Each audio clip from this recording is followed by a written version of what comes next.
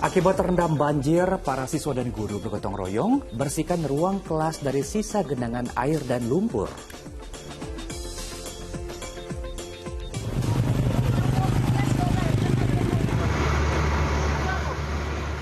Diduga korsleting listrik, sebuah kafe terbakar.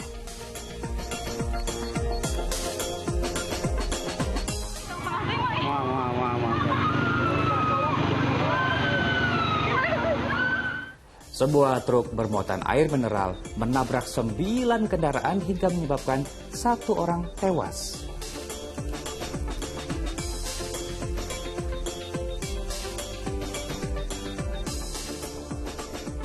Seorang karyawan berduel dengan 2 orang pembegal yang akan merampas motornya.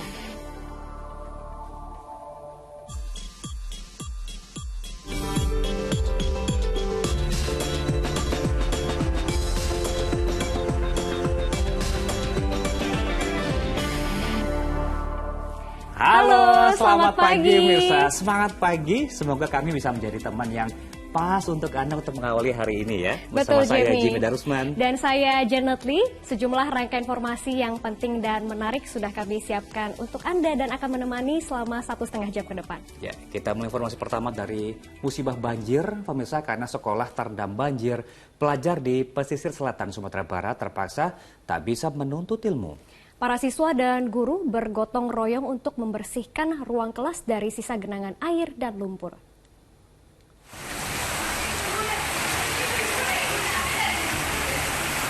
Air mulai masuk. Siap siaga, Bu Sari, Bu Ref. Pihak sekolah langsung menghentikan sementara kegiatan belajar mengajar akibat banjir merendam sekolah mereka di kawasan pesisir selatan Sumatera Barat. Guru dan siswa berjibaku untuk membersihkan sisa genangan air dan lumpur. Banjir dengan ketinggian sekitar 30 cm ini kerap merendam sekolah pada setiap musim hujan. Lahan yang rendah dan saluran air yang tidak lancar menjadi pemicunya. Penyebab banjir ini adalah memang pertama saluran air yang tidak kondusif. Yang kedua memang kondisi lahan sekolah rendah sehingga memudahkan air ketika ada hujan maka dia akan gampang tergenang dan membasahi semua area sekolah. Banjir juga merendam ratusan rumah warga di Nagari Amping, Parak Timur dan Kampung Bukit Kaciak. Hujan lebat membuat air di beberapa anak sungai meluap hingga membanjiri permukiman warga dan sekolah terendam. Arsyad Kusnadi melaporkan dari pesisir selatan Sumatera Barat. Akibat akar yang rapuh, pohon setinggi 20 meter tumbang di halaman kantor di kawasan Insinyur Haji Juanda, Kota Bandung, Jawa Barat. Selain itu akibat diguyur hujan deras, pohon lainnya di kawasan Cakung, Jakarta Timur tumbang hingga menimpa 3 bangunan.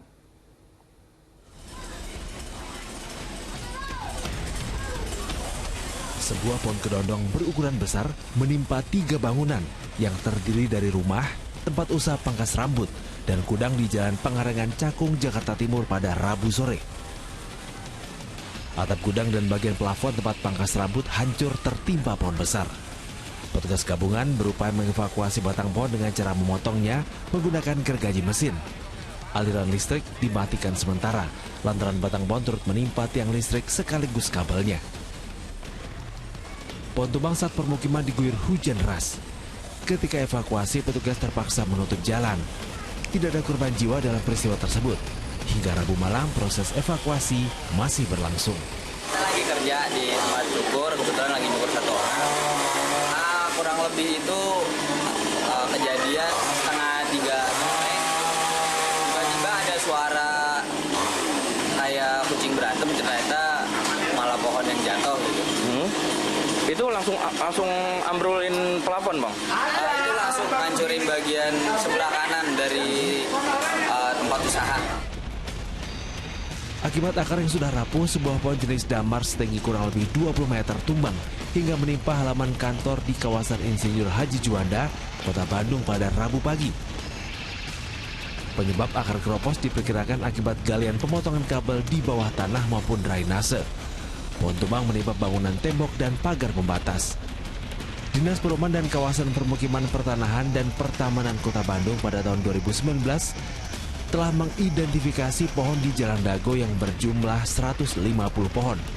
Namun akibat keterbatasan sarana dan prasarana membuat kegiatan pemangkasan terbatas. Usia pohon yang tumbang diperkirakan lebih dari 50 tahun.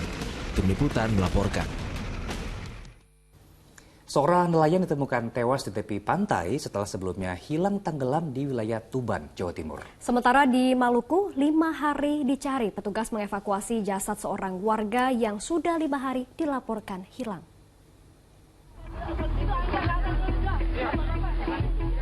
Jasad Ferry Pati ditemukan terapung di negeri Alang, Lehi Barat, Maluku Tengah, Provinsi Maluku.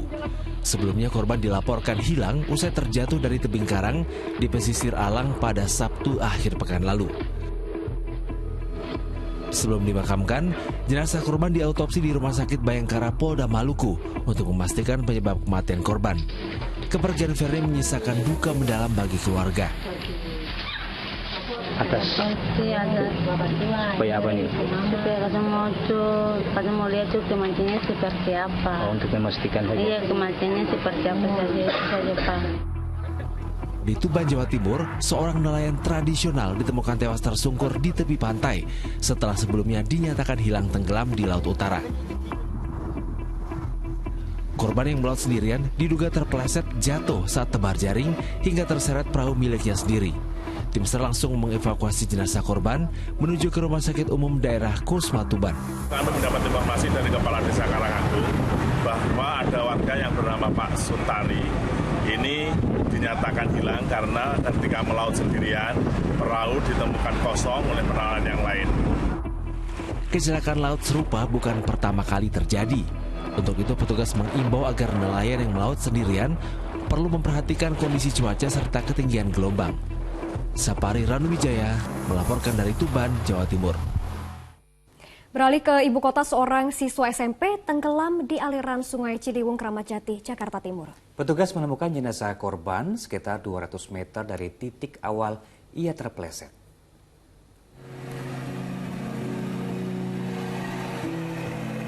Petugas menyusuri aliran Kali Ciliwung, Kramat Jati, Jakarta Timur pada Rabu siang. Mereka mencari bocah berusia 12 tahun yang tenggelam di kali tersebut pada Selasa sore. Pencarian membuahkan hasil. Korban ditemukan sekitar 200 meter dari titik awal ia terpeleset. Sayang, kondisinya sudah meninggal dunia. Jenazah siswa kelas 1 SMP ini lalu dibawa ke rumah keluarga di Jalan Batu Ampar 3, Kramat Jati, Jakarta Timur. Guru teman-teman sekolah korban pun ikut menyampaikan duka cita kepada keluarga. Saat kejadian, korban sedang berkunjung ke rumah temannya dekat aliran sungai untuk belajar kelompok. Mungkin ya namanya anak ya, terus saya itu bermain, tapi saya nggak menyangka juga kalau memang itu lokasi tempat temannya, tempat belajar kelompok itu ada kali di situ. Anak pertama dari 3 bersaudara ini kini telah dimakamkan di pemakaman setempat. Johan Taruna melaporkan dari Jakarta.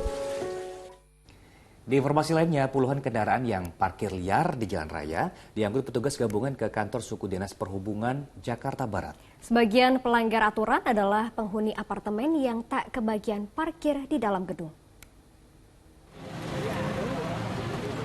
Satu persatu motor yang parkir sembarangan di Jalan Kapuk Raya, Cengkareng, Jakarta Barat pada Rabu pagi ditertibkan petugas gabungan.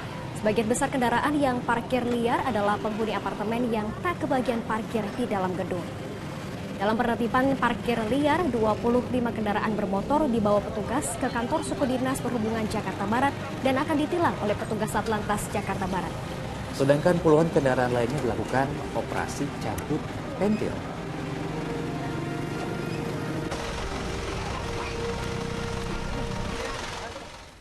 Sejumlah pemotor nekat berputar arah untuk menghindari razia polisi di kawasan Senen, Jakarta Pusat. Mereka yang terjaring razia langsung dikenakan tilang manual.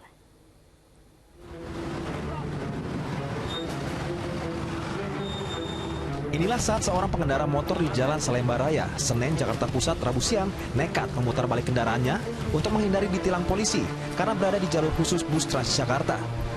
Tindakannya sangat berbahaya dan berpotensi menimbulkan kecelakaan ataupun kemacetan. Sementara pengendara motor lainnya yang tidak mengenakan helm dan masuk jalur khusus Transjakarta langsung kabur ketika melihat ada razia polisi di depannya.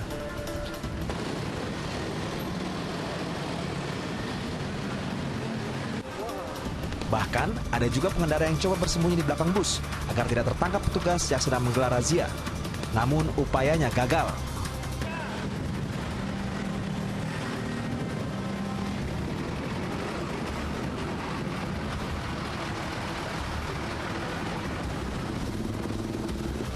Polda Metro Jaya rutin menggelar razia terhadap pelanggar lalu lintas, bertujuan untuk keselamatan berkendara di jalan raya.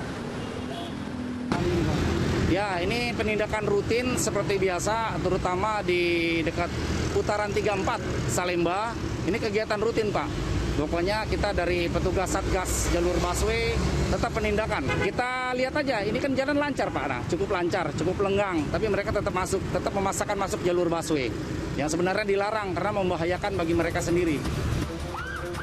Petugas mengimbau agar pengendara mematuhi peraturan lalu lintas guna mengurangi potensi terjadinya kecelakaan akibat pelanggaran di jalan.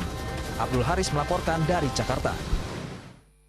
Kita beralih ke informasi lainnya, api menghanguskan gudang toko mainan di Kecamatan Cirwas, Kabupaten Serang, Banten. Peristiwa serupa juga menimpa sebuah kafe di Palembang, diduga akibat korsleting yang terjadi di area dapur.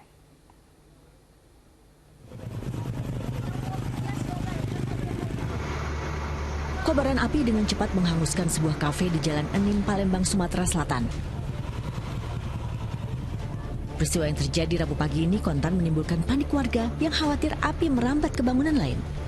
Sejago merah akhirnya berhasil dipadamkan setelah petugas menerjunkan 4 unit mobil damkar. Hanya sebagian saja perabotan dalam kafe yang lolos dari jilatan api. Dipastikan pula tak ada korban jiwa dalam kebakaran ini. Dari keterangan saksi yang dikumpulkan polisi, api muncul dari bagian dapur kafe dan terus membesar hingga menjalar ke seluruh bangunan. Jadi berdasarkan bukti-bukti yang kita kumpulkan bahwa api tersebut berawal dari adanya korsleting listrik. Lokasi ning Cirwas yang arah Kontang. Para orang ada simperapatan. Telkom. Kejadian serupa juga menimpa gudang toko mainan di Jalan Raya Ciptayasa, Kecamatan Cirwas, Kabupaten Serang, Banten. Api berasal dari bagian belakang gudang dan menjalar melalap bangunan. 4 unit mobil pemadam kebakaran yang dikerahkan akhirnya bisa mencegah api menyebar ke bangunan lain. Belum diketahui apa penyebab kebakaran yang terjadi pada Rabu siang tersebut. Tim Liputan melaporkan. Pemirsa, seorang bocah dirawat di rumah sakit di Tangerang Selatan, Banten lantaran mengalami infeksi saluran pernafasan atas. Ispa yang diderita sang bocah diduga akibat pembakaran sampah ilegal di sekitar tempat tinggalnya.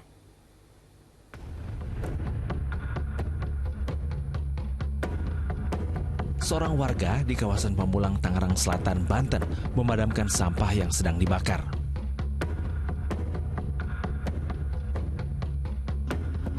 Sebelumnya ia dinasehati petugas agar tidak membakar sampah lagi di kawasan tersebut. Yang dibakarin lagi ya. Bilang juga sama teman-temannya.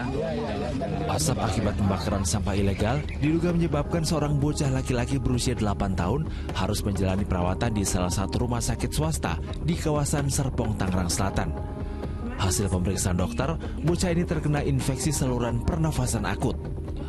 Meski sudah dinyatakan membaik, dokter belum memperbolehkannya pulang karena masih harus menjalani observasi. Sang bocah sudah menjalani perawatan selama 4 hari. Sementara dari informasi yang diterima dari sekolah, terdapat teman sekelasnya yang mengalami gejala yang sama dan harus beristirahat di rumah.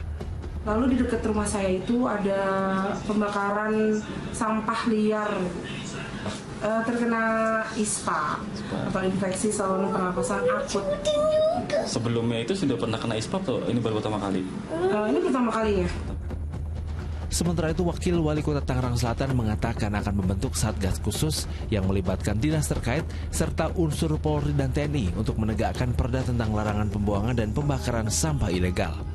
Ada sanksi yang bisa diberikan kepada pihak-pihak yang melakukan pembuangan sampah secara ilegal ataupun pembakaran. Mulai dari tipiring sampai sanksi berat, yaitu kurungan badan 3 bulan dan juga atau denda paling besar 50 juta rupiah ya Pak ya. Belakangan ini, wilayah ibu kota Jakarta dan sekitarnya termasuk Tangerang Selatan tercatat mengalami polusi udara dengan kualitas udara yang memprihatinkan. Selain dari asap kendaraan, asap yang ditimbulkan dari pembakaran sampah ilegal juga turut andil memperburuk kualitas udara. Syabudin Atar melaporkan dari Tangerang Selatan, Banten. Kita beralih ke perkembangan kasus dugaan olahan limbah pabrik yang menyebabkan korban luka di Madiun, Jawa Timur, di mana pihak pabrik menegaskan penyebab terbakarnya kaki bocah kelas 6 SD pada hari Sabtu lalu bukan berasal dari limbah pabriknya. Sementara itu kondisi korban kini telah berangsur membaik. Kasus terbakarnya dua kaki bocah berusia 12 tahun di Madiun, Jawa Timur terus bergulir. Pihak pabrik gula PG Pagotan yang berada di pinggir Jalan Raya Madiun menuju Ponorogo, Jawa Timur meyakini abu boiler yang diduga sebagai penyebab kaki korban terbakar bukan berasal dari limbah pabriknya. Kalau abu itu sebenarnya sudah tidak aktif. Karena apa? Karena kami kan di sini sudah spray dengan air. Spray dengan air, flying ash, spray dengan air. Diendapkan jalurnya itu juga mengalirkannya ke bak pengendap itu dengan air ya. Jadi dengan air mengalir ya otomatis api itu ya sudah mati, Pak. Ya, mungkin ada pemicu atau apa itu kan, atau hal-hal lain, mungkin ada sampah yang terbakar di area tersebut. Sementara Kepala Desa Sewulan Kecamatan Dagangan menduga kaki siswa kelas 6 sekolah dasar itu terbakar akibat terjerumus di tempat bekas pembakaran sampah warga. Nah, anak-anak itu waktu itu bermain ke sungai, itu pinggir sungai. Nah, terpleset ke situ akhirnya, jadi melempuk. Jadi itu jalan yang belum jadi, terus dimanfaatkan lingkungan sekitar untuk buang sampah di situ. Akhirnya kebakar. Kini bocah asal Desa Sewulan Kecamatan Dagangan itu masih dirawat di RSUD Dolopo dan kondisinya telah membaik. Peristiwa terjadi pada hari Sabtu lalu. Kedua kaki korban terbakar saat dia terpleset ke tumpukan sampah. Warga menduga api yang membakar kaki korban itu berasal dari abu boiler limbah pabrik untuk pembuatan jalan desa. Dirgo Siono melaporkan dari Madiun, Jawa Timur. Sejumlah warga di desa Tambang Rambang, Ogan Ilir, Sumatera Selatan dilarikan ke rumah sakit setelah mengalami mual dan muntah-muntah. Ya, ini bukan karena makanan ya. Karena diduga disebabkan oleh pipa gas yang bocor dan mengeluarkan bau menyengat di wilayah permukiman warga.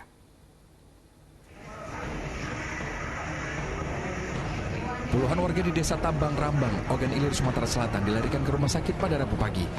4 orang di antaranya harus dirawat karena kondisinya paling parah. Mereka mengeluhkan mual, muntah, dan pusing setelah mencium aroma menyengat di sekitar rumah mereka. 1 warga di antaranya harus dirujuk ke Rumah Sakit Pertamina Prabu Muli untuk perawatan intensif. Bau menyengat tersebut diduga akibat kebocoran pipa gas yang terjadi pada Selasa malam. Datang dengan keluhan sesak, kemudian sakit kepala dan mual. Jadi karena kita mendapat informasi adanya paparan dari kebocoran gas, sehingga kami berikan oksigen. Jadi oksigen. Warga mengatakan kejadian ini bukan kali pertama. Pasalnya 2 tahun silam pernah kejadian serupa di lokasi yang sama. Kami sudah 2 kali, Pak. Pertama ini air asin. Di sana lah. Di sana tempat kejadiannya. Jadi kami mohon kepada pihak Pertamina seluruh pipa-pipa dicek ulang. Jadi harus diganti, katakanlah harus ada. Proses perbaikan pipa gas yang bocor telah dilakukan petugas, namun sebagian warga belum berani untuk pulang ke rumah masing-masing. Dedi Irwansyah melaporkan dari Kabupaten Ogan Ilir, Sumatera Selatan. Dan masa kita jeda sejenak, usai kumandang azan subuh untuk wilayah ibu kota DKI Jakarta dan sekitarnya, kami akan hadir kembali dengan sejumlah informasi menarik lainnya. Di antaranya puluhan orang di Tangerang Selatan terlibat bentrok dengan polisi saat menggelar aksi unjuk rasa memprotes pernyataan Rocky Gerung yang dianggap menghina Presiden Jokowi. Mendukung segala upaya dan perhatian oleh saudara Rocky Gerung terhadap ini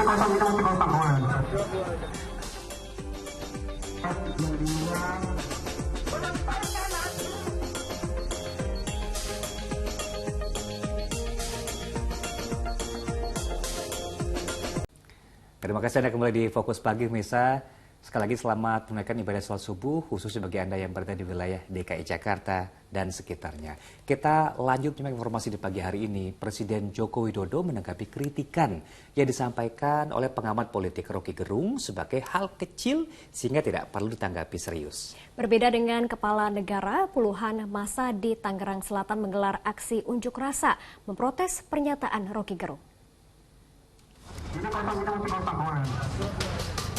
Dengan menggunakan mobil berikut pengeras suara, para pendemo berorasi di depan Mapolres Tangerang Selatan.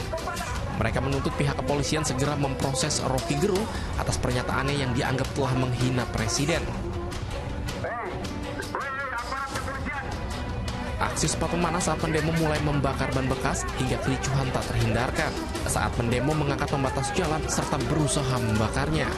Aksi tuntutannya adalah mendesak kepolisian untuk segera bertindak memproses laporan terhadap dugaan penghinaan yang dilakukan oleh akademisi saudara RJ kepada Presiden. Sementara itu, Tim Badan Bantuan Hukum dan Advokasi Rakyat BBHAR DPP PDI Perjuangan mengklaim laporan mereka terhadap Rocky Gerung resmi diterima pihak Bareskrim Polri. Laporan tersebut didasarkan dengan adanya dugaan penyebaran fitnah dan berita bohong yang dilakukan Rocky Gerung terhadap Presiden Jokowi. Hasil diskusi kita dengan penyidik tadi, akhirnya penyidik setuju untuk menggunakan Undang-Undang Nomor 28 ayat 2 tentang SARA, ya, ITE. Okay. Selanjutnya apa bakal ada upaya hukum pemanggilan pemeriksaan atau bagaimana? Ya, upaya hukum akan kita kawal ini dan kita nggak main-main. Meski memicu emosi sejumlah kalangan, pernyataan Rocky Gerung ternyata dianggap hal kecil oleh Presiden Joko Widodo. Untuk itu, Presiden enggan menanggapi lebih jauh kritikan Rocky dan hanya fokus bekerja. Itu hal kecil lah. Saya kerja aja. Ya. Buntut kritikan Rocky Gerung yang dinilai menghina Presiden, gelombang laporan ke polisi terus berlanjut. Sejumlah elemen masyarakat mendesak aparat kepolisian segera memproses hukum atas tindakan yang dilakukan Rocky Gerung. Tim Liputan melaporkan. Pada kasus hukum lainnya ya, berikut ini ya, pimpinan Pondok Pesantren Panji Gumilang berencana mengajukan gugatan pra-peradilan usai ditetapkan menjadi tersangka kasus dugaan penistaan agama. Panji Gumilang ditahan di rutan Bareskrim Polri selama 20 hari ke depan.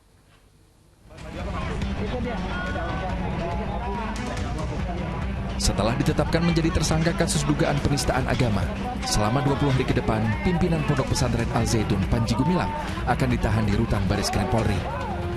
Penahanan dilakukan guna mempermudah proses penyidikan. Jam 2.00 waktu Indonesia Barat, tanggal 2 Agustus 2023, dan dilakukan penahanan di rutan Bareskrim selama 20 hari sampai tanggal 21 Agustus 2023. Rabu sore, kuasa hukum Panji Gumilang kembali mendatangi Bareskrim Polri. Kliennya mengaku akan menempuh jalur pra-peradilan. Peradilan nggak kalau begitu? Segala upaya hukum yang memang itu diatur menurut hukum kita akan lakukan. Termasuk pra-peradilan? Ya, kalau itu memang kita perlukan, ya nanti akan kita tempuh. Pasca penetapan sebagai tersangka, Pondok Pesantren Al-Zaitun milik Panji Gumilang di Desa Mekarjaya, Indramayu, Jawa Barat tetap beraktivitas seperti biasa. Sejumlah petugas keamanan masih terlihat berjaga ketat di pintu gerbang lingkungan Pondok Pesantren. Dalam perkara dugaan penistaan agama oleh Panji Gumilang, penyidik Bareskrim Polri telah memeriksa 40 orang saksi dan 17 saksi ahli. Panji Gumilang dijerat pasal berlapis mulai dari pasal 156 KUHP tentang penistaan agama, Undang-Undang ITE, dan Undang-Undang Nomor 1 Tahun 1946 tentang Peraturan Hukum Pidana dengan ancaman maksimal 10 tahun penjara. Tim Liputan melaporkan. Sebuah truk bermuatan air mineral menabrak 9 kendaraan hingga menyebabkan 1 orang tewas. Fokus Pagi segera hadir kembali usai jeda.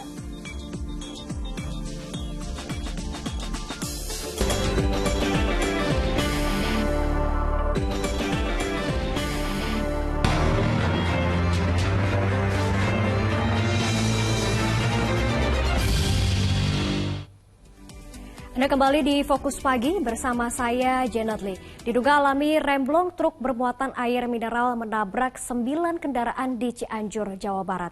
Akibatnya 1 orang tewas di lokasi kecelakaan dan sejumlah korban luka-luka.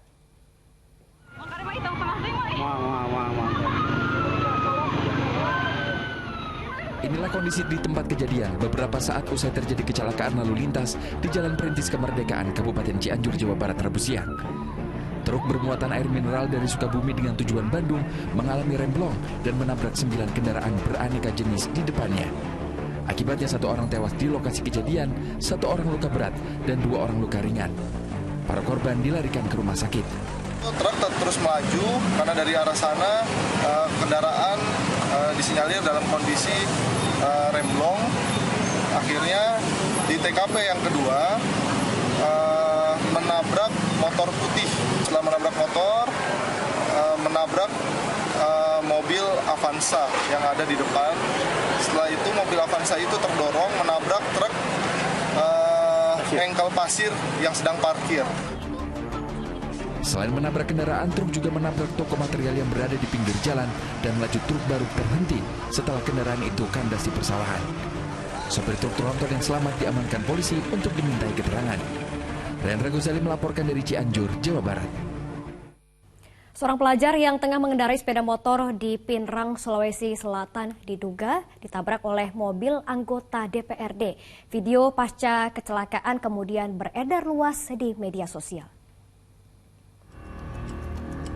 Kecelakaan terjadi saat mobil hendak keluar rumah dari garasi rumah anggota DPRD di Jalan Jenderal Sukawati, Pinrang, Sulawesi Selatan.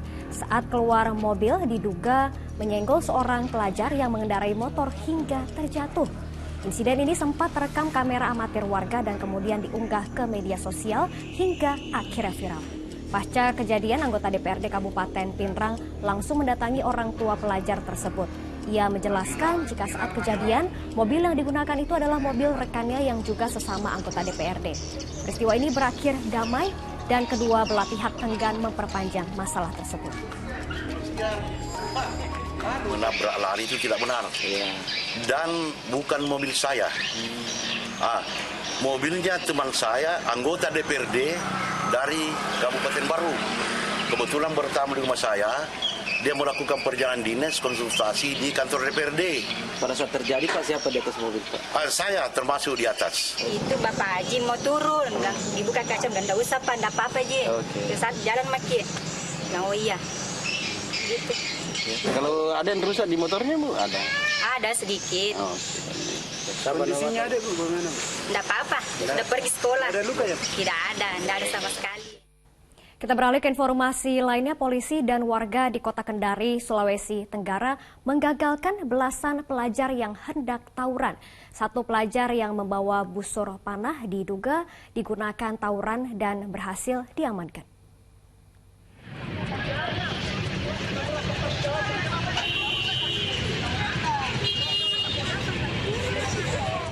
Polisi bersama warga berjibaku untuk menggagalkan sekelompok pelajar yang hendak tawuran di Jalan Ahmad Yani, Kota Kendari, Sulawesi Tenggara pada Rabu siang. Para pelajar kedapatan arak-arakan dengan sepeda motor dan membawa senjata. Mereka diduga akan menyerang pelajar dari sekolah lain. Polisi yang berpatroli langsung menghalaunya hingga mereka kocar-kacir dan kabur dari kejaran polisi. Seorang pelajar berhasil ditangkap lantaran kedapatan membawa busur panah. Polisi amankan pelajar tersebut bersama motornya untuk menjalani pemeriksaan. Kami halau dari sini, mereka masih dorong mengejar. Tapi kami dapat temukan satu busur tergeletak di sana. Dia berbuat lagi, dan satu orang anak itu. Terus mereka rencananya mau kemana ini? Melakukan penyerangan. Pas bersamaan kan STM dengan SMK 1 itu SMK 1 bersamaan keluar. Pas pulang bersamaan keluar. Jadi mereka sama-sama keluar itu. Pas di jalan sini tengah-tengah kami temukan. Sementara untuk mencegah tawuran susulan, sejumlah polisi bersiaga di sekitar tempat kejadian. Alga Salim Mahfud melaporkan dari Kota Kendari, Sulawesi Tenggara. Polisi menangkap tersangka pembegalan perhiasan wanita di depan rumahnya di kawasan Kota Tanjung Balai, Sumatera Utara. Sementara di Kabupaten Bandung, Jawa Barat, seorang karyawan swasta mencoba melawan 2 orang pembegal yang akan merampas motornya. Pembegalan ini menimpa seorang pemuda Muhammad Fadlin Audzin di kawasan Dayakolot, Kabupaten Bandung. Peristiwa pada siang bolong ini terekam kamera pengawas atau CCTV. Saat kejadian, 2 orang pria berboncengan sepeda motor terlebih dulu memepet korban yang juga seorang karyawan swasta ini. Kawanan ini berusaha merebut kunci motor korban. Tak terima dipepet dan sepeda motor hendak dirampas, korban pun melawan. Korban kemudian nekat melawan mereka hingga terjadi duel. Para pembegal kabur sementara korban luka-luka dan kehilangan gawainya.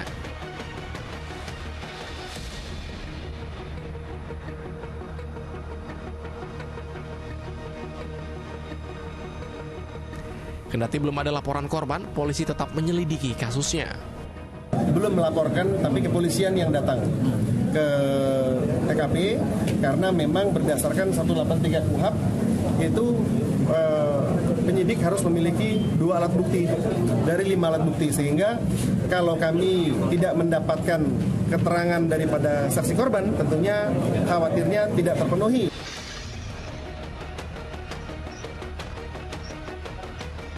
Sementara di Kota Tanjung Balai, Sumatera Utara, pembegal menyasar sepeda motor wanita paruh baya di depan rumahnya. Dalam rekaman kamera pengintai kejadian 29 Juli lalu, saat kejadian korban hendak masuk ke rumahnya.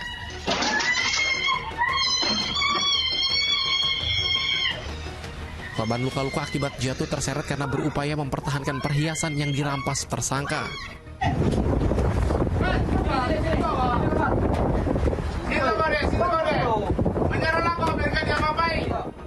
Polisi kemudian meringkus tersangka saat ia akan kabur dengan kapal nelayan ke Kepulauan Alur Kuala Asahan. Perampasan sebuah gelang yang terjadi di Jalan Hamdoko dengan korban perempuan usia lanjut. Kemudian di hampir jam yang sama, sekitar pukul 09.30 WIB, telah terjadi percobaan perampasan juga sebuah kalung di Jalan Mangga. Selain menjebloskan tersangka ke jeruji besi, polisi menyita barang bukti gelang emas hasil pembegal, serta sepeda motor tersangka yang digunakan memepet korban. Tim Liputan melaporkan. Informasi lainnya untuk Anda, 2 ibu rumah tangga diamankan Polresta Yogyakarta karena diduga mencopet ponsel wisatawan. Aksi mereka di sebuah pusat perbelanjaan terekam CCTV.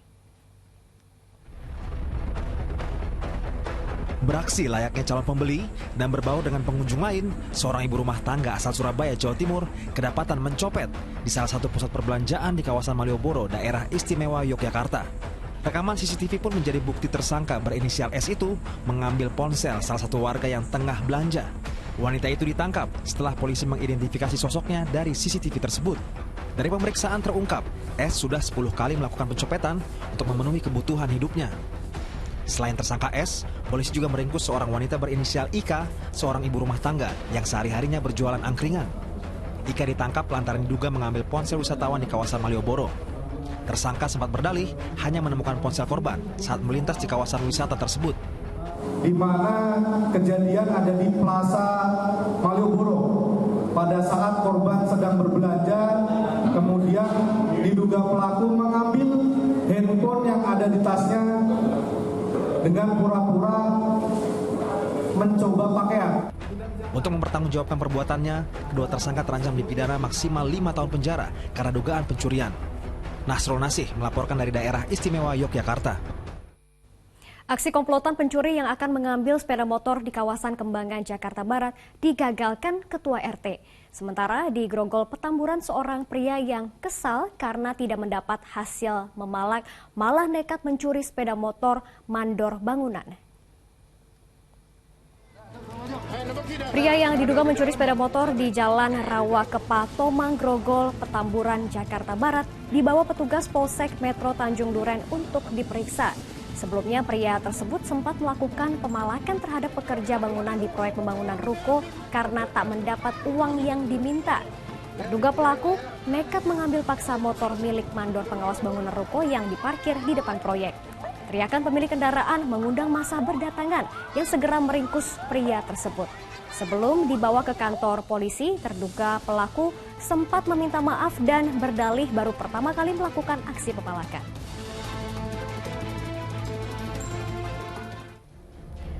Masih di Jakarta Barat, aksi komplotan pencuri motor di halaman parkir rumah indekos di Jalan Haji Nimun, Kembangan, Jakarta Barat digagalkan seorang ketua rukun tetangga. Pelaku yang sedang merusak kunci sepeda motor incarannya dipergoki oleh ketua RT yang langsung menegurnya. Saat itu pelaku sempat berdalih ingin melihat rumah indekos. Namun saat akan diamankan ketua RT dan warga, salah satu pelaku seketika menodongkan senjata api untuk menakut-nakuti agar tidak ditangkap. Tugas dari Polsek Metro Kembangan yang mendapat laporan peristiwa tersebut kini melakukan penyelidikan guna membekuk komplotan pencuri yang diduga berjumlah 4 orang itu.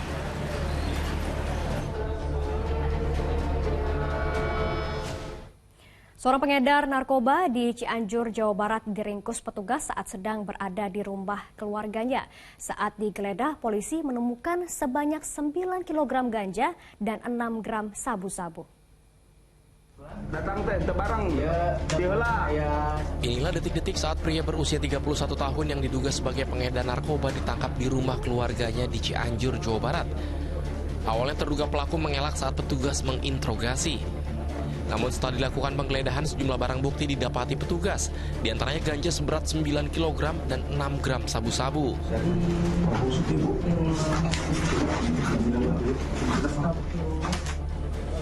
Barang haram tersebut didapat terduga pelaku dengan cara memesan dari seseorang dan kemudian dikirim melalui paket. Jika ditotal secara keseluruhan, terduga pelaku bisa meraup untung sebesar 27 juta rupiah dari penjualan narkoba tersebut. Barang bukti tersebut, khususnya ganja, disimpan di atap atau di lotek rumah tersebut.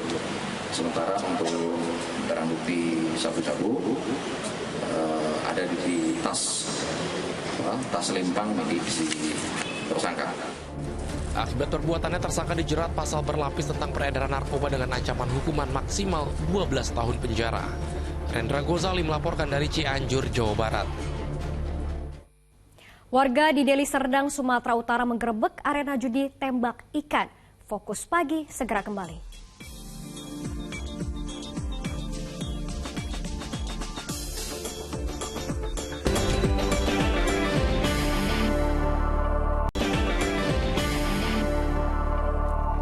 Terima kasih Anda kembali di Fokus Pagi bersama saya Jimmy Darusman. Pemirsa, karena resah, warga 2 dusun di wilayah kota Datar Deli Serdang, Sumatera Utara menggerebek arena judi tembak ikan secara swadaya. Sejumlah alat judi mereka sita dan dibawa ke kantor polisi.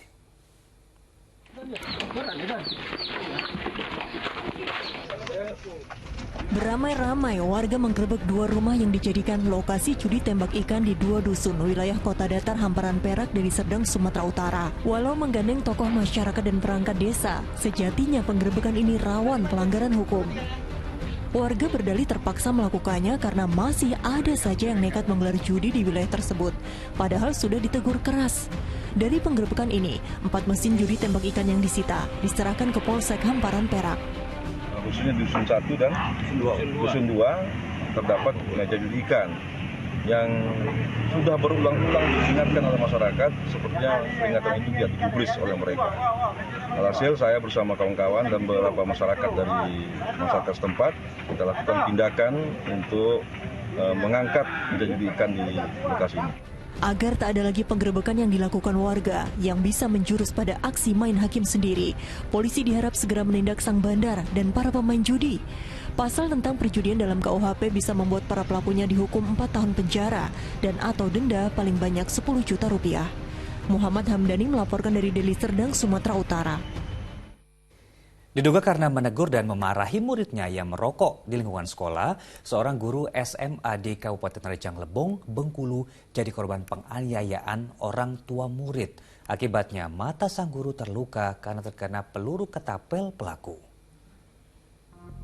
Seorang guru sebuah SMA di Kabupaten Rejang Lebong diduga jadi korban penganiayaan oleh orang tua murid. Korban, seorang guru olahraga, kini dirawat di rumah sakit lantaran matanya terkena peluru ketapel orang tua salah satu muridnya.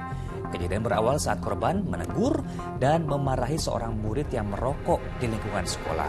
Korban diduga menghukum murid tersebut dengan cara menendangnya. Tak lama kemudian, korban didatangi pelaku yang membawa sebilah senjata tajam dan ketapel. Usai menganiaya korban, pria tersebut langsung kabur. Polisi masih melakukan pengejaran terhadap tersangka. Di informasi lain, pemirsa, sebuah alat berat untuk mengaspal jalan terjatuh dari truk pengangkutnya di Jalan Gatot Subroto, Jakarta hingga menutupi jalan. Akibatnya sempat terjadi kemacetan lalu lintas dari arah gedung DPR menuju Selipi.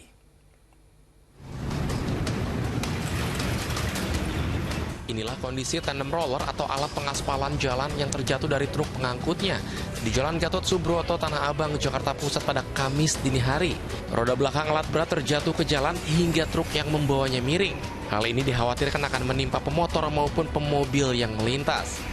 Alat kren yang tiba di lokasi dengan cepat mengangkat roda depan alat berat yang masih tersangkut di atas truk untuk diturunkan kembali ke jalan. Insiden bermula ketika alat berat tandem roller tersebut ingin dinaikkan ke atas truk pengangkutnya.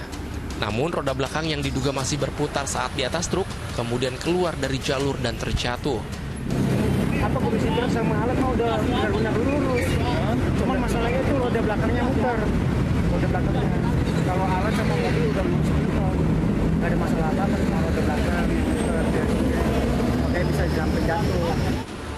Akibat insiden ini, arus lalu lintas dari arah Gedung Dewan Perwakilan Rakyat menuju Selipi sempat mengalami kemacetan hingga 1 km. Muhammad Subadri Arifki melaporkan dari Jakarta. Masih dari kecelakaan lalu lintas, hingga kini mahasiswa yang terjerat kabel optik saat berkendara di Jalan Pangeran Antasari, Jakarta masih jalani perawatan medis. Orang tua korban datangi Polda Metro Jaya untuk berkonsultasi sebelum mengambil langkah hukum pada Rabu sore. Di ruas Jalan Pangeran Antasari, Cilandak, Jakarta Selatan inilah Sultan Rifat Al-Fatih terjerat kabel optik yang menjuntai usai tersangkut sebuah kendaraan. Kerasnya sambaran kabel yang mengenai bagian lehernya pada tanggal 5 Januari lalu membuat mahasiswa sebuah universitas di Malang, Jawa Timur ini harus menjalani perawatan selama 7 bulan. Hingga kini kondisi Sultan Rifat belum pulih dan masih menggunakan alat bantu, baik untuk bernafas maupun sekedar menyantap makanan lunak. Belum adanya titik terang tentang pertanggungjawaban perusahaan penyedia kabel optik mendorong orang tua korban mendatangi Polda Metro Jaya Rabu sore. Didampingi tim kuasa hukum, kedatangan ayah korban untuk berkonsultasi dengan petugas kepolisian sebelum menempuh upaya hukum lanjutan atau langkah-langkah lain. Sampai saat ini anak saya belum bisa bicara, nafas masih di lubang yang ada di sini, belum bisa makan minum. Makan dan minumnya menggunakan selang yang ada di hidung dan disuntikkan menggunakan cairan. Artinya makannya pun bukan makanan kayak rekan-rekan makanan padat nasi goreng, tidak, tapi makanannya adalah makanan yang dicairkan di blender dan disaring dengan kekentalan paling tidak 10% saja. Kejadian yang dialami Sultan Rifat Al-Fatih berlangsung pada tanggal 5 Januari lalu sekitar pukul 10:30 malam. Rifat yang mengendarai sepeda motor tersambar kabel optik yang baru saja terserempet kendaraan lain hingga mengenai bagian leher. Orang tua korban berharap kasus ini diselesaikan secara prosedural oleh perusahaan penyedia kabel optik. Muhammad Nur melaporkan dari Jakarta. Sebuah truk bermuatan semen masuk jurang sedalam 2 meter di kota Serang, Banten. Selain itu, akibat sopir salah jalan mengikuti arahan aplikasi penunjuk arah, truk kontainer tersangkut pohon hingga patah berserakan di Jakarta Barat. Beginilah kondisi truk kontainer yang tak bisa melaju karena tersangkut batang pohon di Jalan Peta Selatan Petrus, Jakarta Barat Rabu kemarin. Batang pohon yang menghantam badan atas truk seketika patah berserakan di jalan. Akibat insiden ini, kemacetan parah arus lalu lintas dari kedua arah di lokasi pun tak terhindarkan. Sopir truk yang baru pertama kali melintas di lokasi mengikuti aplikasi penunjuk arah. Namun saat dikonfirmasi ke pihak perusahaan yang hendak dituju, ternyata sopir menuju ke lokasi yang salah. Agar kepadatan terurai, petugas melakukan peralihan lalu lintas ke ruas jalan lain dan segera mengevakuasi truk kontainer tersebut dari lokasi. Lain lagi di Banten, sebuah truk bermuatan semen masuk jurang sedalam 2 meter di Jalan Serang Petir, Kota Serang. Diduga sang supir mengantuk saat mengendarai truk. Untuk mengevakuasi truk dikerahkan 1 unit alat berat. Tidak ada korban jiwa dari kecelakaan ini.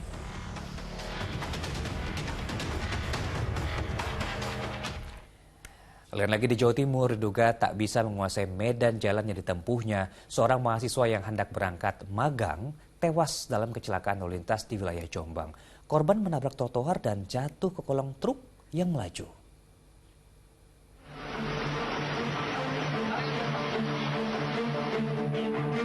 Petugas mengevakuasi jenazah seorang mahasiswa asal Rungkut Tengah, Kota Surabaya yang tewas terlindas truk pengangkut air mineral Rabu siang. Kecelakaan lalu lintas yang terjadi di Jalan Raya Mojo Agung, Jombang, Jawa Timur bermula ketika korban dan 5 orang temannya berkendara sepeda motor hendak menuju ke Madiun untuk magang. Ketika melintas di jembatan Gambiran, korban mengambil jalur kiri yang mendahului truk. Naas, jalur menyempit sehingga motor korban menabrak trotoar dan terguling. Penyebab kecelakaan dia mendahului dari kiri dan tidak tahu medan yang ada di sini. Adanya trotoar di situ, dia mendahului dari kiri, tidak lutut. Petugas kemudian membawa jenazah korban ke Rumah Sakit Umum Daerah Jombang sebelum diserahkan kepada keluarganya. Dwi Mujiarso melaporkan dari Jombang, Jawa Timur. Dari rangkaian peristiwa kecelakaan lalu lintas, kita beralih ke ular yang masuk ke wilayah permukiman. Seekor kobra ditemukan di teras rumah warga di wilayah Banjarnegara, Jawa Tengah. Ular sepanjang 3 meter itu membuat warga ketakutan.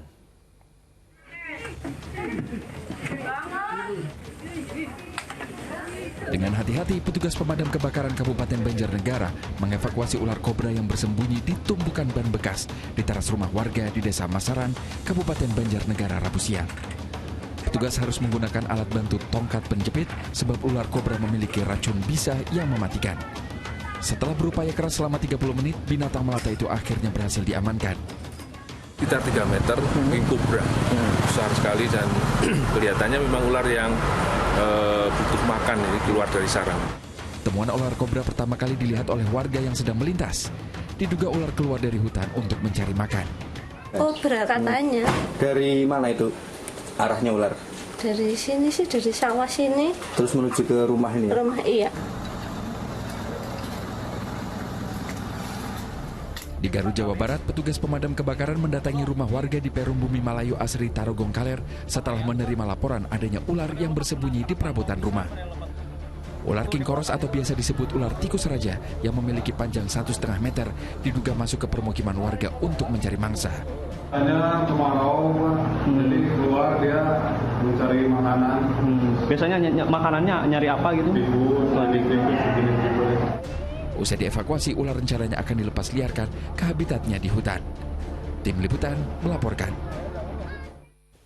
Kita beralih ke ranah politik, Mesa. Balon atau bakal calon presiden Ganjar Pranowo menegaskan komitmennya dalam mendukung kesetaraan gender saat bertemu dengan kaum santriwati. Sementara baca pres Prabowo Subianto datangi kantor DPP Partai Solidaritas Indonesia PSI di kawasan Tanah Abang, Jakarta.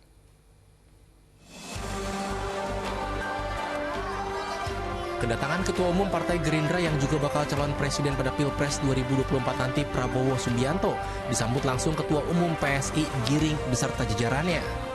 Usai menggelar pertemuan tertutup, acara juga diiringi saling tukar cindramata antara Prabowo dan Ketua Dewan Pembina PSI Grace Natali. Pada kesempatan ini, Prabowo menilai ada banyak kesamaan visi antara Partai Gerindra dan PSI.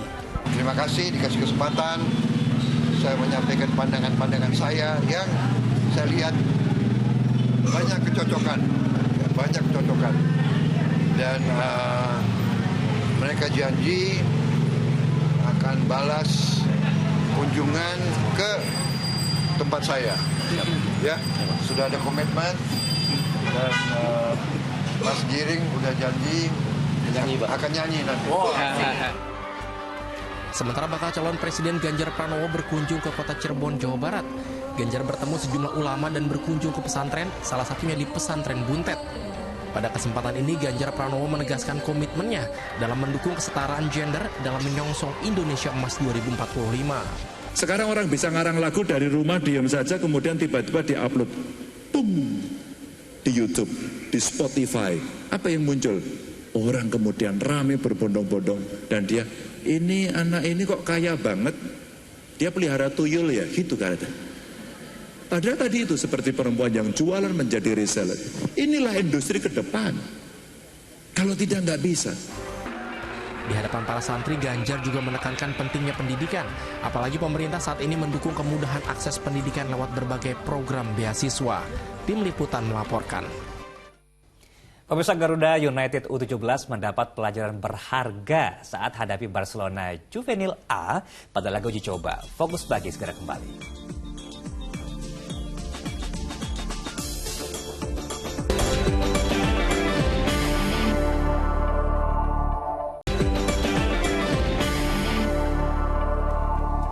Terima kasih Anda kembali di Fokus Pagi bersama saya Jamie Darusman. Dan saya Janet Lee. Garuda United U17 mendapat pelajaran berharga di laga uji coba yang berlangsung di Denpasar, Bali pada Rabu malam. Ya, melawan Barcelona Juvenil A, tim besutan Bima Sakti harus menyerah dengan skor 0-3. Garuda United U17 meladeni tantangan Barcelona Juvenil A dalam laga uji coba internasional. Garuda United U17 Matchday di Stadion Igusti Ngurah Rai Denpasar, Bali, Rabu malam. Permainan kompak tim tamu membuat Garuda United kewalahan sejak awal. Barcelona Juvenil A memimpin melalui gol Farinas di menit ke-26. Tuan rumah punya peluang bagus lewat skema serangan balik di menit ke-42. Namun Habil Akbar yang melepaskan tembakan dari luar kotak penalti gagal menyerangkan bola. Di masa tambahan waktu jelang turun minum, Barcelona Juvenil A malah menambah keunggulan melalui gol Alexis Olmedo memanfaatkan tendangan penjuru. 3 menit setelah interval kedua dimulai, Barcelona kembali menjebol gawang Garuda United. Kali ini melalui sepakan Guillermo. 2 menit berselang Arkan Kakak sukses mencuri bola dari pemain belakang Barca. Arkan kemudian menyepak bola ke arah tiang jauh, namun bola masih melebar dari tiang gawang. Tidak ada gol lagi hingga bubaran. Garuda United U17 kalah 0-3. Setelah menghadapi Barcelona, skuad asuhan Bima Sakti akan kembali menjalani laga uji coba dengan tim kuat lainnya sebagai persiapan menghadapi Piala Dunia U17 2023. Sebanyak-banyaknya uji coba ya diperlukan sebelum pertandingan. Nah, jadilah ini ada 2 game nanti kita melawan Barcelona dan Kashima Antlers, kita pakai Garuda United. Baru nanti di akhir bulan kita akan bertanding dengan tim Korea dan baru berangkat ke Jerman. Guna meningkatkan kualitas pemain timnas U17, PSSI juga telah mendatangkan pelatih asal Jerman yaitu Frank Wolmurt. Wolmurt akan berada selama sebulan di Indonesia untuk memantau perkembangan timnas U17. Tim Liputan melaporkan. Sementara laga Super Big Match akan tersaji di pekan ke-6 dari Liga 1 antara Persib Bandung hadapi Bali United. Sementara di laga lain duel tak kalah sengit akan mempertemukan juara bertahan PSM Makassar melawan Persik Kediri di Stadion Gelora B.J. Habibie.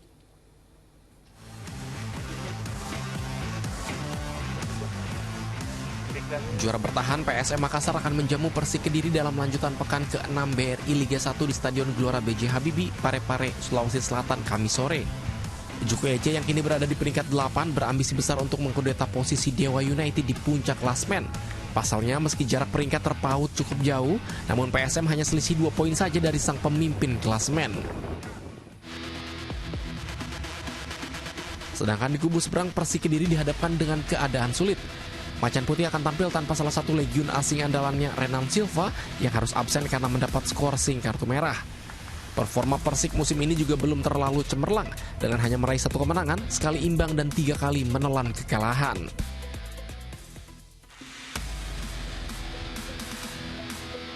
Duel seru pada pekan ke-6 BRI Liga 1 juga akan terjadi di Stadion Gelora Bandung Lautan Api antara Persib menghadapi Bali United Kamis malam. Penampilan Maung Bandung yang kini ditangani pelatih baru Boyan Hodak perlahan bangkit usai ditinggal Luis Mia. Pada laga pekan kelima, Persib akhirnya sukses memetik kemenangan perdana musim ini usai menang dramatis di kandang Persik Kediri. Di kubu lawan, Bali United membawa 21 pemain dalam lawatannya ke Bandung, termasuk membawa pemain baru asal Palestina, Mohamed Rashid. Rashid yang juga pernah berseragam Persib, diharapkan dapat menjadi pemain kunci Serdadu Tridatu untuk dapat mengincar kelengahan mantan timnya. Tim Liputan melaporkan. Kita beralih ke informasi lainnya, kelangkaan gas LPG bersubsidi 3 kg di sejumlah wilayah juga berdampak bagi pedagang kecil di Aceh Utara. Ya, mereka terpaksa membeli gas dengan harga yang lebih mahal agar bisa tetap berjualan. Kelangkaan gas bersubsidi 3 kg turut dirasakan para pedagang kecil di Aceh Utara Aceh. Seperti pedagang jajanan anak-anak yang berjualan di sekolah yang mengaku sulit mendapatkan gas sejak beberapa hari terakhir. Para pedagang terpaksa membeli gas bersubsidi dengan harga yang lebih mahal agar tetap bisa berjualan. Beli yang mahal lah di kios-kios. Dengan harga 25, 30. Itu berdampak bagi penghasilan kita? Dampak. Kelangkaan gas 3 kg tak membuat sebagian warga di Banyuwangi, Jawa Timur menjadi khawatir. Mereka memanfaatkan kotoran ternak yang biasa dibuang, diolah menjadi biogas yang digunakan untuk memasak kebutuhan sehari-hari. Meski cukup rumit, biogas ternyata bisa menjadi solusi saat gas LPG sulit diperoleh. Enak, tidak usah beli gas, tidak beli gas langka ya sudah beli. Berarti kemarin pas langka-langkanya gas sampai nggak bingung ya? Nggak bingung, mana temannya bingung, saya nggak bingung. Meski begitu, sejauh ini masih sedikit warga yang menggunakan biogas kotoran ternak untuk memenuhi kebutuhan bahan bakar. Selain dinilai kurang efisien, untuk menyiapkan peralatan membuat biogas, warga harus merogoh kocek hingga 14 juta rupiah untuk modal. Tim Liputan melaporkan. Kementerian Perdagangan akan berlakukan cukai yang tinggi pada rokok elektrik atau vape untuk melindungi industri tembakau yang berkaitan dengan hajat hidup masyarakat banyak. Kondisi serupa juga disampaikan para petani tembakau yang mengeluh dengan murahnya harga tembakau. Menteri Perdagangan Zulkifli Hasan mengajak para petani tembakau asal Temanggung dan Wonosobo ke sebuah perusahaan rokok di Kudus, Jawa Tengah pada Rabu pagi. Pertemuan ini dilakukan untuk membahas keluhan petani terkait harga jual tembakau yang dinilai murah. Saat ini di tingkat petani harga tembakau dipatok Rp25.000 per kilogram. Untuk harga tertinggi mencapai sekitar Rp60.000 per kilogram. Usai berdiskusi, Mendak menilai ada beberapa langkah yang harus dilakukan jika ingin harga tembakau di tingkat petani bisa lebih tinggi. Pertama, Jarum ini sebetulnya membeli tembakau tergantung grade-nya, harganya bagus, mulai 30.000 sampai 100.000. Oleh karena itu harga bagus, tapi petani juga harus memperbaiki kualitas produksinya, ya. Menteri Perdagangan juga bertemu pengusaha dan petani tembakau di Kediri, Jawa Timur. Pada kesempatan ini, Mendak mengungkapkan banyaknya pesaing baru seperti rokok elektrik yang diduga menjadi salah satu faktor turunnya pendapatan perusahaan rokok yang berdampak pada petani tembakau. Untuk itu, Kemendak akan mengusulkan terkait kenaikan cukai yang akan diterapkan untuk rokok elektrik. Kita akan pelajari sejauh mana PAPE dan IQOS itu dikenakan aturan harusnya lebih tinggi daripada rokok kretek yang mempergunakan tenaga kerja yang begitu banyak. Meski demikian, Mendak belum bisa memastikan berapa kenaikan cukai yang akan ditetapkan untuk rokok elektrik. Usulan ini akan disampaikan dalam rapat terbatas kabinet agar pemerintah menerapkan cukai pada produk vape yang lebih tinggi untuk melindungi nasib petani tembakau. Tim Liputan melaporkan dari Kudus, Jawa Tengah dan Kediri, Jawa Timur. Informasi lainnya untuk Anda, perayaan Hari Raya Galungan di Buleleng, Bali dilaksanakan meriah dan penuh sukacita oleh ribuan warga Hindu. Ya, selain sembahyang di pura, warga Kota Singaraja juga mengunjungi makam keluarga dengan membawa sesaji bagi anggota keluarga yang belum diaben atau kremasi. Perayaan Hari Suci Galungan berlangsung dengan penuh sukacita di Pulau Dewata, Bali. Sejak Rabu pagi, masyarakat telah mempersiapkan diri untuk sembahyang ke pura. Selain melaksanakan sembahyang, sebagian masyarakat menggelar tradisi munjung, yakni membawa sesajen ke makam keluarga yang sudah meninggal dan belum diaben atau kremasi. Seperti di makam desa Pakraman Buleleng, umat Hindu ramai berada di tengah makam berikut dengan sesajen punjung beserta makanan kesukaan mendiang. Namun tradisi memunjung ini sudah makin jarang dilakukan pihak desa adat Buleleng karena sebagian besar kini memilih untuk melaksanakan upacara ngaben. Tentu saja supaya proses mendem ini nyaman, kami selalu mengimbau kepada krama, mari lakukan dengan ketulusan dan keikhlasan di dalam melakukan kiatnya itu sendiri, lebih-lebih dalam fitriat. Sementara itu, toleransi antar umat beragama saat perayaan Hari Keagamaan masih kental dirasakan di Kabupaten Jembrana, Bali. Pengamanan Hari Raya Galungan umat Hindu misalnya dilakukan oleh umat Muslim dari GP Ansor seperti yang terlihat di Desa Banyu Biru. Mereka ikut membantu pecalang desa setempat menjaga dan mengamankan warga umat Hindu yang sembahyang ke pura. Putu Setiawan melaporkan dari Jembrana, Bali. Dan masalah laporan dari Pulau Dewata tadi sekaligus menutup jumpa kita dalam Fokus Pagi edisi hari ini. Usai Fokus Pagi, jangan lewatkan untuk menyaksikan program Magic 5. Wakili tim redaksi dan kerabat kerja yang bertugas, saya Janet Lee. Dan saya Jimmy Darusman, kami berdua pamit undur diri. Selamat pagi, selamat mulai aktivitas Anda, dan sampai jumpa.